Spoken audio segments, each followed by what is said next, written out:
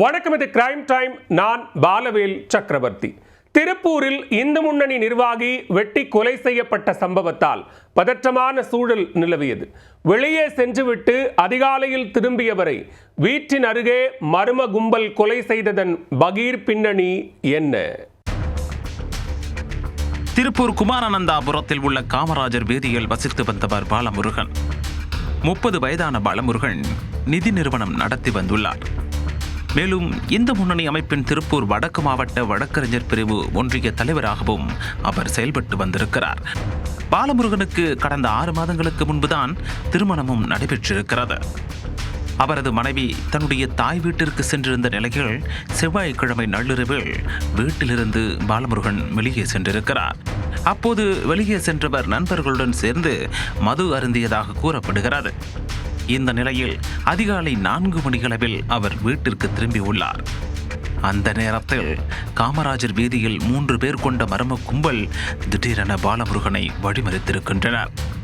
இதை கண்டு அதிர்ச்சியடைந்த பாலமுருகன் அங்கிருந்து எப்படியாவது தப்பி ஓடிவிட வேண்டும் என நினைத்து அங்கிருந்து தப்புவதற்காக முயற்சித்திருக்கிறார். அதற்குள் அந்த கும்பல் அவரை சுற்றி வளைத்து அரிவாள் உள்ளிட்ட ஆயுதங்களால் சரமாரியாக வெட்டிவிட்டு தப்பி ஓடியிருக்கிறது. இதில் இரத்த வெள்ளத்தில் சரிந்து விழுந்த பாலமுருகன் துடித்து பரிதாபமாக உயிரிழந்திருக்கிறார். இது குறித்து அப்பகுதியில் உள்ளவர்கள் போலீசாருக்கு தகவல் தெரிவித்துள்ளனர். உடனே விரைந்து சென்ற திருப்பூர் வடக்கு காவல் நிலைய போலீசார் உடலை கைப்பற்றி பிரேத பரிசோதனைக்காக அரசு மருத்துவமனைக்கு அனுப்பி வைத்தனர். மேலும் அந்த பகுதியில் உள்ள சிசிடிவி கேமரா காட்சிகளை ஆய்வு செய்து கொலைகாலிகளை பிடிப்பதற்கு தீவிர விசாரணையில் ஈடுபட்டுள்ளனர். இது தொடர்பாக போலீசார் நடத்திய முதல்கட்ட விசாரணையில் கடந்த ஓராண்டுக்கு முன்பு திருப்பூரில் ஹரி என்பவரை ஒரு கும்பல் அரிவாளால் வெட்டி கொலைவெறி தாக்குதல் நடத்தியது தெரிய வந்தது. அதில் பாலமுருகனுக்கும் தொடர்பு இருப்பதாகவும் கூறப்பட்டது. இந்த நிலையில் மருத்துவமனையில் நீண்ட சிகிச்சைக்கு பிறகு அண்மையில் ஹரி வெளியே வந்திருக்கிறார்.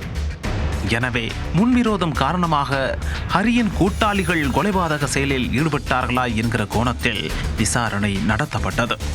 மேலும் நிதி நிறுவனம் நடத்தி வந்த பாலமுருகன் தொழில் போட்டி காரணமாக கொலை செய்யப்பட்டாரா அல்லது வேறு ஏதேனும் காரணம் இருக்குமா என்கிற கோணத்திலும் போலீசார் விசாரணையை முடுக்கிவிட்டிருக்கின்றனர்.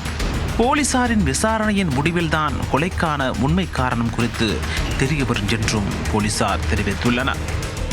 இந்த நிலையில் இந்து முன்னணி நிர்வாகி வெட்டி கொலை செய்யப்பட்ட சம்பவத்தால் திருப்பூரில் பதற்றமான சூழல் நிலவியது.